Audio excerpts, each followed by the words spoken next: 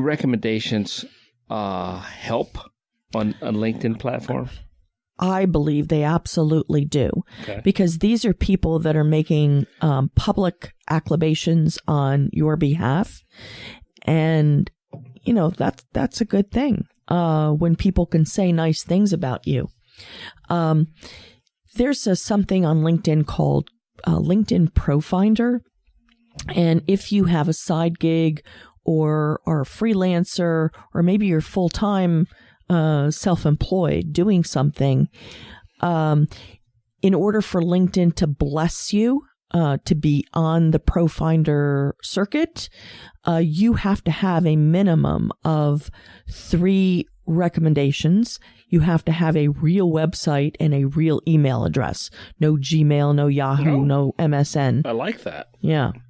So LinkedIn Pro Finder. Yes. And that's kind of like almost like Facebook, as much as I hate to compare it, Facebook's verified thing, where you meet a criteria and you get a check mark or something next to you, which indicates a different level of scrutiny.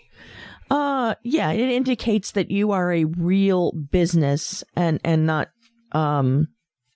and that people have given you endorsements in your particular area. I was on social media on LinkedIn Pro Finder, and it's like, I signed up in the way beginning. I'm like, that doesn't really fit me. Okay, if you want to call LinkedIn social media.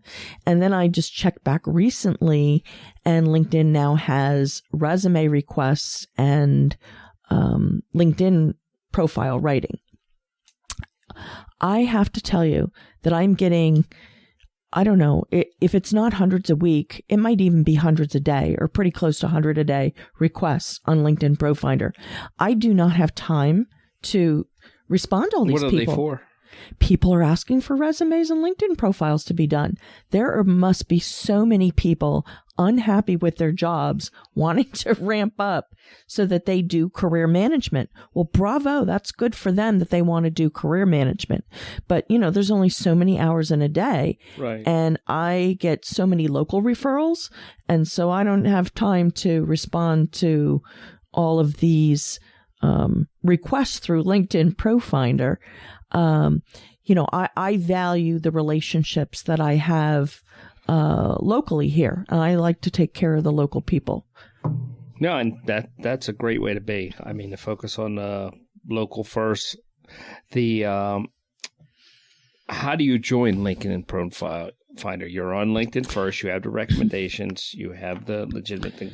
Where do you go to on LinkedIn to join it? So on the little round me button, you go down to, I think it's called Quick Help or something like that.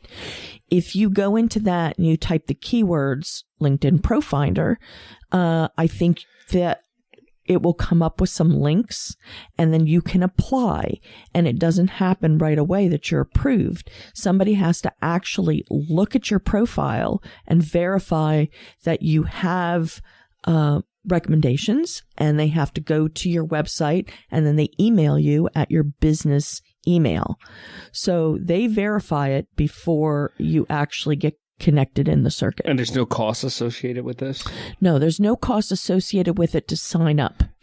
Now, I haven't done any work through LinkedIn Pro Finder, again, because I get so many local requests. But I think maybe after 10 proposals that you put forward, I think there might be a fee. I'm honestly not sure, because I haven't gone down that route yet. But they've got to do something to make money for its existence, I'm sure. And LinkedIn can be paid, too. I don't know anybody that uses it that way. But you can have a free LinkedIn profile and really do well on a free account. You have to know why you want to be on a premium account. So, for example, I think it's like $29.95. There's the Job Seeker Premium. Honestly, it does put you at the top of the stack when you are applying for some jobs.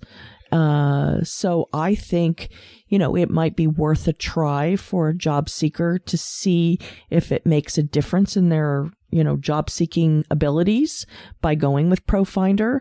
But sometimes that $29.95 a month, when you're getting $500 or less unemployment, or perhaps you've run out of unemployment, that's a couple meals. Yeah. I get it.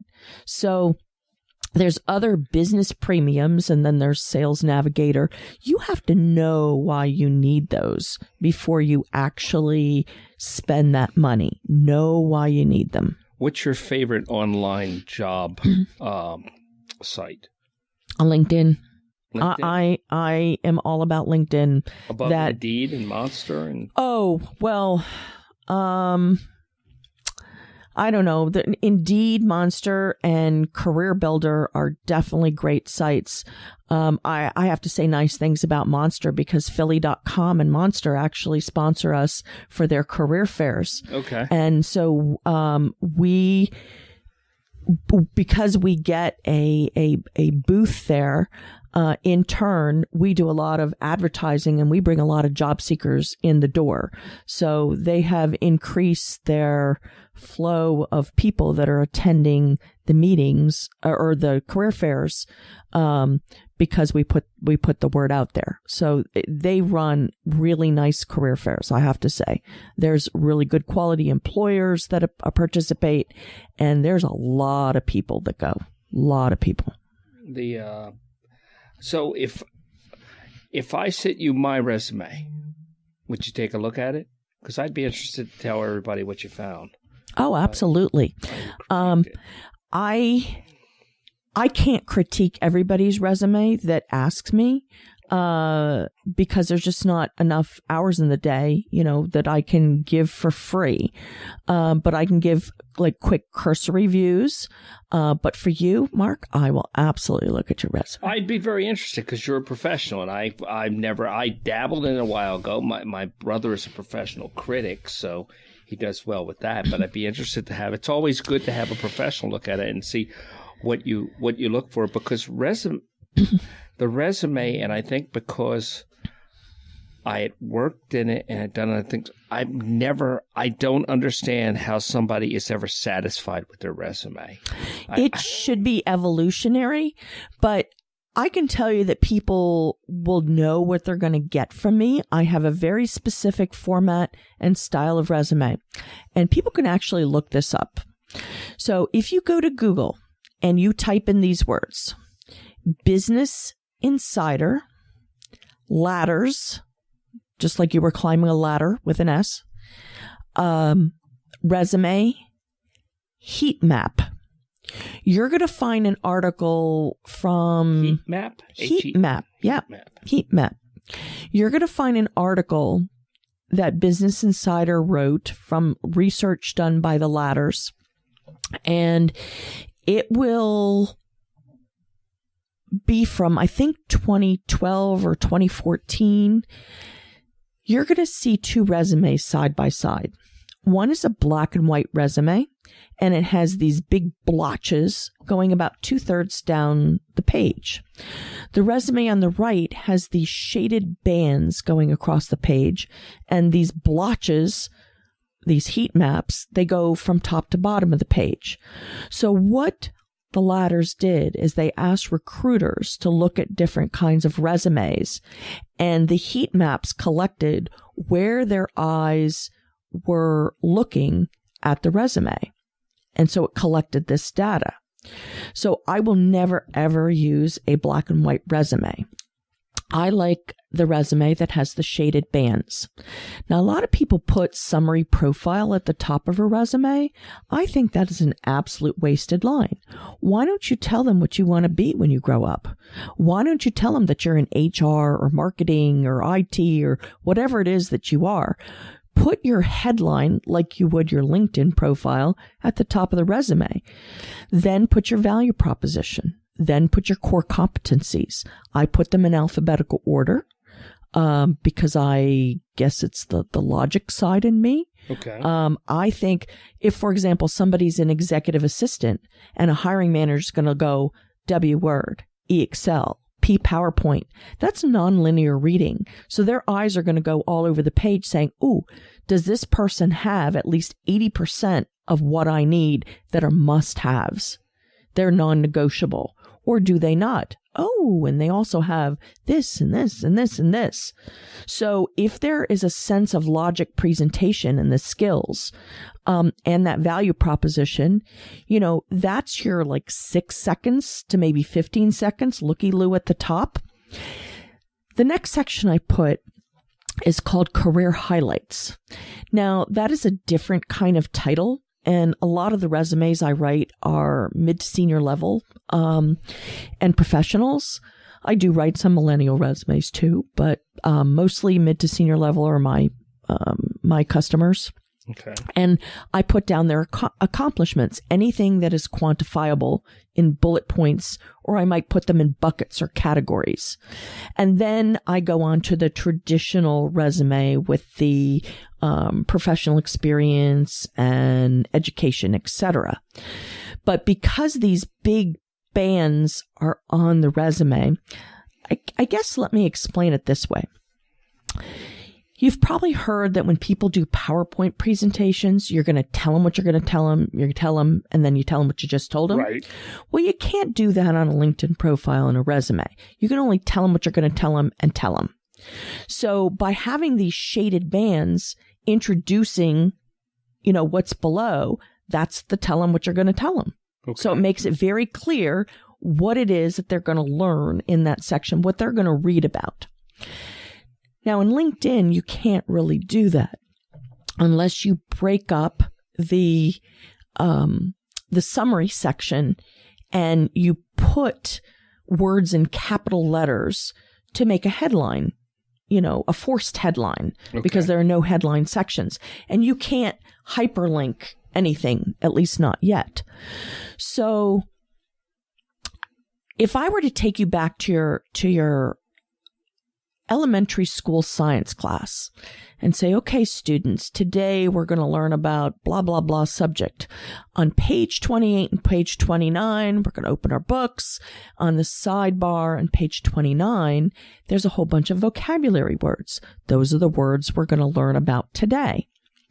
Okay, so we're going to do popcorn reading around the room. So let's read the headline. Okay, so Johnny, you start reading.